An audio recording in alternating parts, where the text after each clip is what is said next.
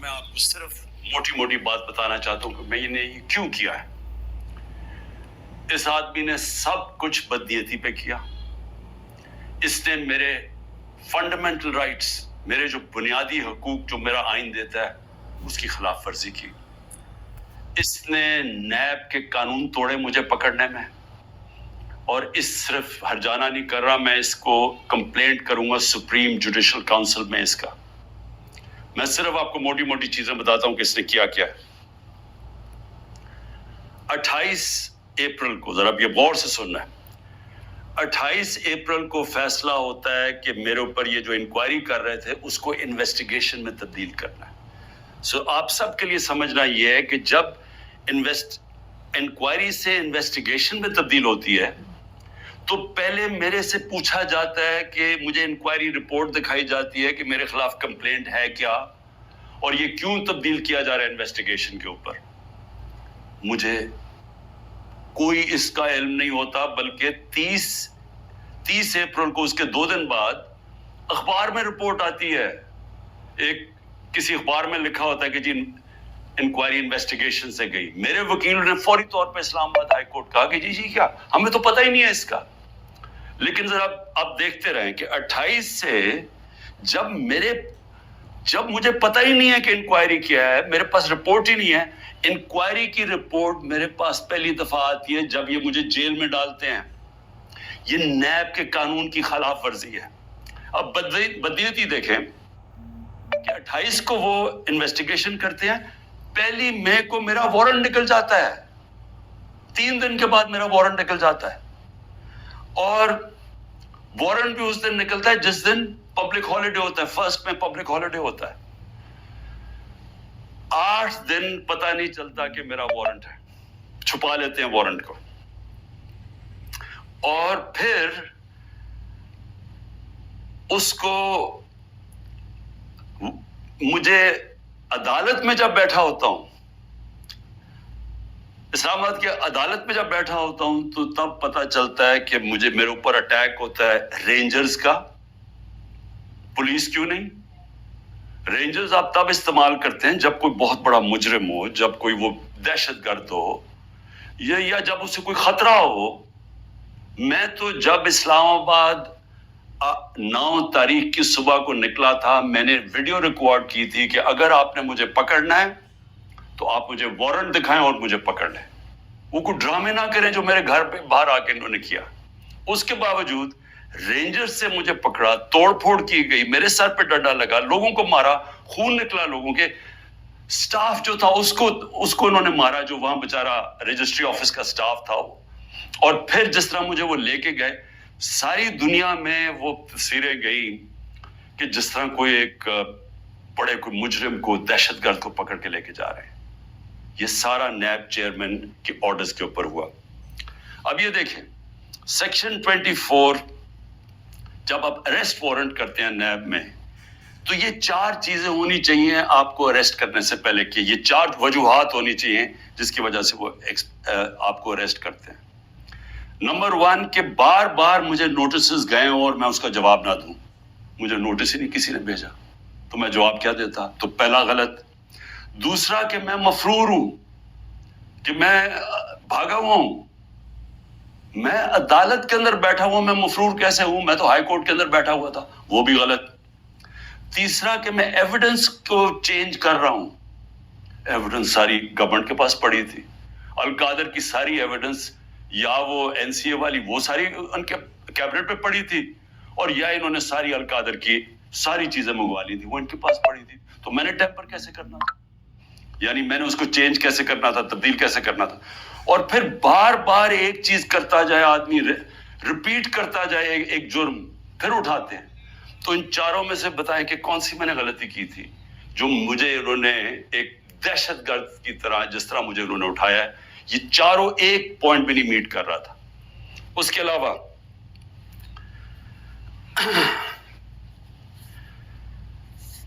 جس طرح انہوں نے مجھے اٹھایا، میں اس لیے ہرجانہ کر رہا ہوں کہ انہوں نے ساری دنیا میں خبر گئی کہ عمران خان کو کرپشن کیس پہ اٹھا لیا. اب یہ یاد رکھیں کہ شوکت خانم کے لیے اور نمل یونیورسٹی کے لیے میرے نام پہ، میری کریڈیبلٹی پہ 10 ارب روپیہ ہر سال اکٹھا ہوتا ہے. اور اس کے علاوہ جو کراچی کا ہسپتال بن رہا ہے وہ 30 ارب کا ہے. یہ تیسرا ہسپتال ہے. اور پھر نمل یونیورسٹی کی ایکسپینشن ہو رہی ہے، اس کے لیے پیسہ اکٹھا کر رہا ہوں. تو ایک آدمی کی جب ساری دنیا میں آپ نے اس طرح غیر قانونی طور پہ کیا تو ساری دنیا میں پیغام کیا گیا کہ عمران خان کسی کرپشن میں ملوث ہے، اور اس کی وجہ سے متاثر ہو سکتی ہے یہ اربوں روپے کے جو میں ہر سال پیسے اکٹھے کرتا ہوں. اس لیے میں نے اس کے اوپر ہرجانہ کیا، اور اسی لیے میں صرف یہاں نہیں، میں سپریم جوڈیشل کاؤنسل میں اس کی کمپلینٹ کروں گا. یہ بدنیتی کے اوپر ہوا، یہ چھپا کے انہوں نے کیا، یہ پہلے سے پلان تھا. یہ انہوں نے مجھے ذلیل کرنے کے لیے کیا ساری دنیا کے سامنے. آرام سے بھی اٹھا لیتے، پولیس آ کے مجھے پکڑ کے لے جاتی، وارنٹ دکھاتی. میرے پاس کون سی وہاں کوئی فوج تھی یا لوگ تھے؟ تو آخر میں اس چیز کے اوپر میں صرف یہ کہنا چاہتا ہوں کہ یہاں سے پری پلان بنا ہوا ہے کہ کسی نہ کسی طرح عمران خان کو پکڑ کے تو جیل میں ڈالو، تو راستے سے ہٹا دو. یہ پوری تیاری ہے. 150 کیسز ہے. اور اب یہ حالات ہیں کہ اتنا پریشر ڈالا ہوا ہے انہوں نے کہ میرے وکیل گھبرانا شروع ہو گئے. پہلے تو انہوں نے سارے کارکن پکڑ لیے ہمارے، اور میں خاص طور پہ وہ 10,000 کارکنوں کے اوپر آج بھی میں اپیل کرتا ہوں، ساری ہیومن رائٹس آرگنائزیشن کو میں اپیل کرتا ہوں کہ اتنا بڑا ظلم ہے کہ ان کو جیلوں میں بند کیا ہوا ہے، ان کو دہشت گردی کے اوپر رکھا ہوا ہے. اس کے لیے ایک شناخت پریڈ ہوتی ہے، اس کے لیے لازمی ہوتا ہے کہ آپ ان کو پروڈیوس کریں. وہ کہتے ہیں جی ہمارے پاس عملہ ہی نہیں ہے. وہ شناخت پریڈ ہوتی ہے، اس کے اوپر بات لے کے ہی نہیں آتی پولیس. ججز آرڈر کرتے ہیں وہ لے کے نہیں آتے، ججز کے آرڈرز وائلیٹ کرتے ہیں. اور پھر کئیوں کو اٹھایا ہوا ان کو پریزنٹ ہی نہیں کر رہے کیونکہ اوپر کیس ہی نہیں لگا رہے تاکہ ان کو عدالت بھی نہ لے جانا پڑے. لوگوں کو بند کیا ہوا ہے چھوٹے کمروں میں، گندے حالات ہیں اس کے اندر، کئیوں کے اوپر تشدد کیا جا رہا ہے. میں سارے پاکستان کے اندر، دیکھیں میں اس وقت سب پاکستانیوں سے اپیل کرتا ہوں کہ یہ جو ہو رہا ہے یہ یاد رکھیں کہ یہ ملک کو ادھر دھکیلا جا رہا ہے. وہ اس ملک کے اندر نفرتیں پیدا کی جا رہی ہیں. ایسی نفرتیں پھٹتی ہیں ملک میں جب تک ایک پولیٹیکل پارٹی منظم رہتی ہے. ہم کوئی کسی قسم کا ہم نے آج تک 27 سال میں انتشار نہیں کیا. 9 مئی کو میں پھر سے ریپیٹ کرتا ہوں کہ سب کنڈیم کرتے ہیں سارے. کوئی پاکستانی نہیں ہے جو وہ سمجھتا ہے کہ جو جلانا کیا، جو آرسن کی گئی، جو بلڈنگ جلائی گئی، یہ خاص طور پہ یہ جو کور کمانڈر کا گھر، سب اس کی مذمت کرتے ہیں. لیکن کیا کوئی تحقیقات انڈیپینڈنٹ نہیں ہونی چاہیے؟ اور کیا کوئی یہ نہیں کوئی آج تک کسی سے پوچھا کہ جو 25 لوگوں کو ڈائریکٹ گولیاں ماری گئی تھی، نہتے لوگوں کو، کیا ان کو کوئی والی وارث نہیں ہے؟ کوئی پوچھے گا نہیں کہ انہوں نے کیا غلطی کی تھی؟ سب نہتے تھے، سب جو مارے گئے ہیں. یہ حالات ہیں آپ کے اتنا خوف پیدا کر دیا ہے کہ وہ لوگ سامنے نہیں آ رہے. ہم لوگوں کو جب کہتے ہیں کہ ہم نے آپ کو کمپنسیٹ کریں گے، ان کی فیملیز کو، غریب لوگ تھے، ایک بیچارہ سارا گھر سنبھالتا تھا، اس کو گولی مار دی.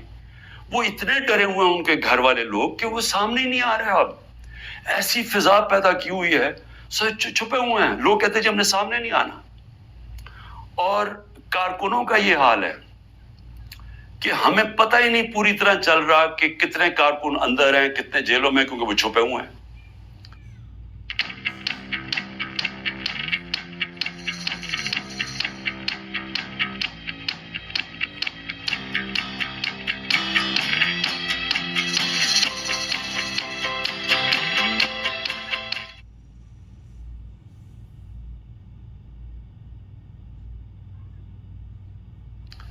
ہمیں یہی نہیں پتا چل رہا کہ اصل میں کتنے لوگوں کو اس دن گولیاں لگی تھی. کیونکہ ہمارے کارکن باہر ہوں گے تو بتائیں گے کیا. باقی یا چھپے ہوئے ہیں یا وہ جیل میں ہیں، اور جیل میں برے حالات کے اندر رکھا گیا. تو میں اس لیے نون لیگ کو بھی آج ایک بات کہنا چاہتا ہوں، اور پیپلز پارٹی کو بھی، اور پی ڈی ایم کی پارٹیز کو بھی. دیکھیں یہ جو ہو رہا ہے نا، یہ یاد رکھیں کہ میں اس ملک کی اسٹیبلشمنٹ کو 27 سال سے میرا واسطہ پڑا ہے. آپ کو پتہ بھی نہیں چلے گا جب یہ بند کمرے میں پلان اے سے پلان بی پہ جائیں گے، آپ کو پتہ بھی نہیں چلے گا. تو جو آج آپ چپ کر کے یہ دیکھ رہے ہیں، یہ ظلم جو ہو رہا ہے، یہ آپ یہ سمجھ جائیں کہ یہ جب چینج ہوگا، کیونکہ چینج ہونا ہے، کیونکہ گورنمنٹ تو فیل ہو گئی ہے، اکانومی گر گئی ہے. آج جو ڈالر جس مارکیٹ کے اندر اوپن مارکیٹ میں 314 روپے کا ڈالر نہیں مل رہا، کیوں نہیں مل رہا؟ کیونکہ کسی کو سب کو اعتماد ہی اٹھ گیا اکانومی سے. تو اگر یہ حالات ہیں اور پہلے ہمارے پر سے یہ سب شور مچا رہے تھے، 24%، ہماری 12% انفلیشن تھی. مہنگائی ہمارے زمانے میں 12.4% تھی. مہنگائی مارچ ہو گئی تھی.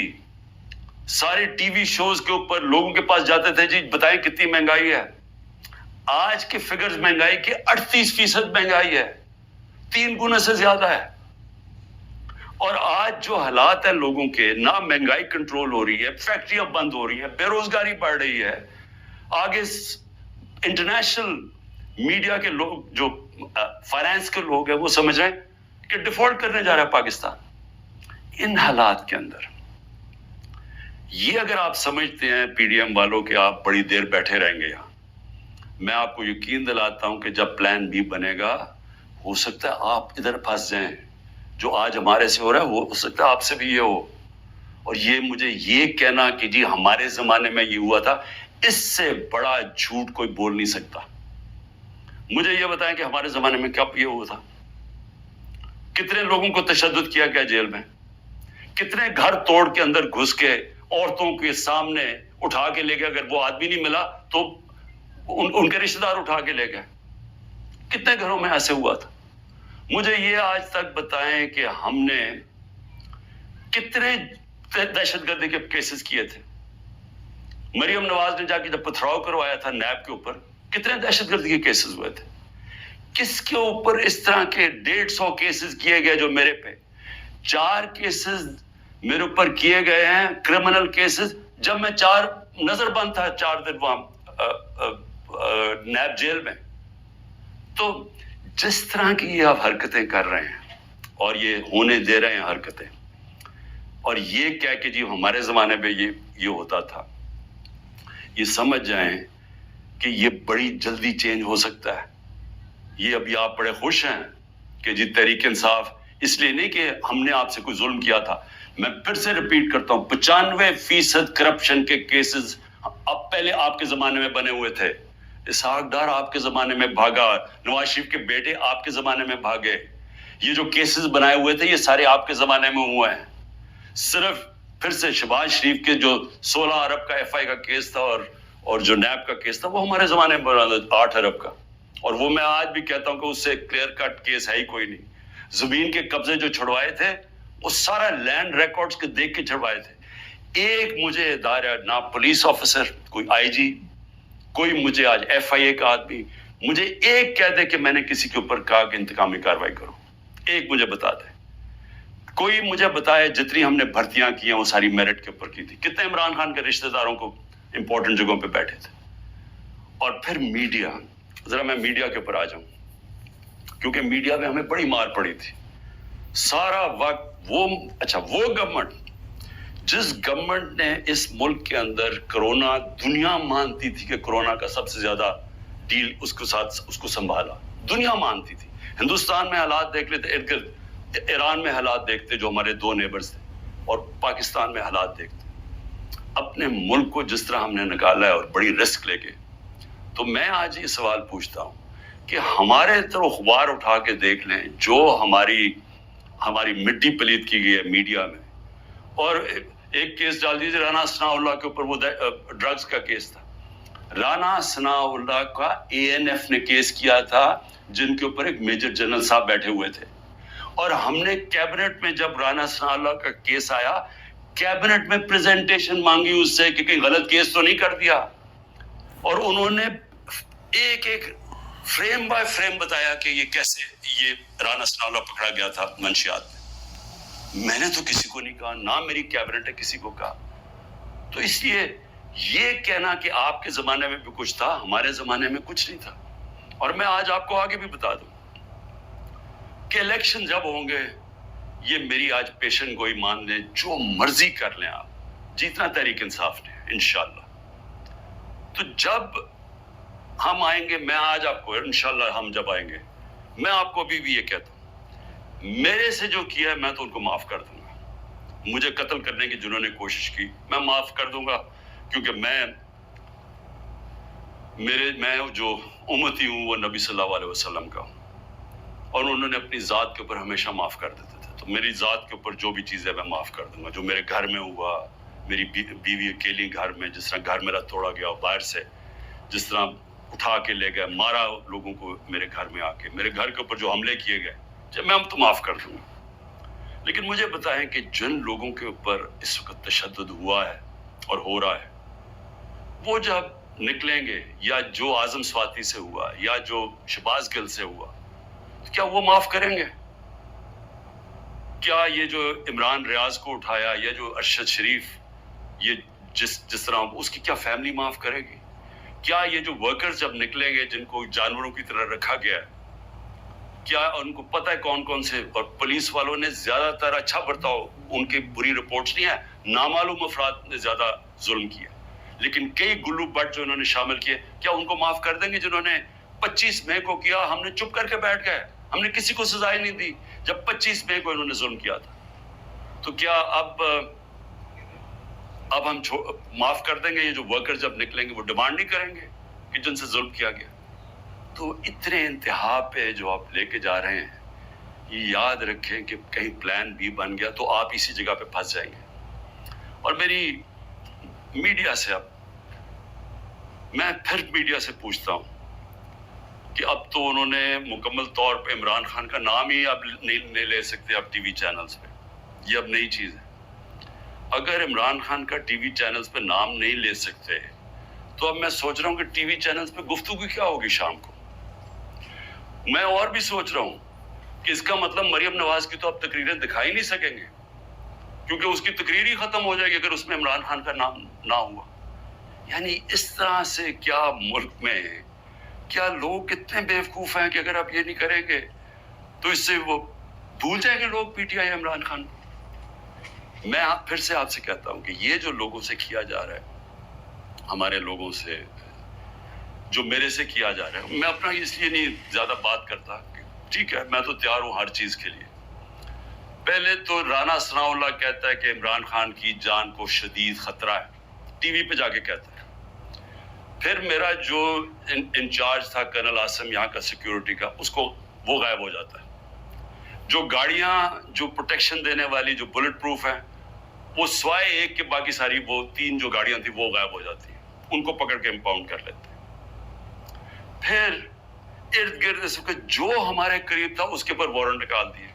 تو یہاں خالی پڑا ہوں، میں اکیلا بیٹھا ہوں، 2-3 ہمارے پاس لوگ رہ گئے.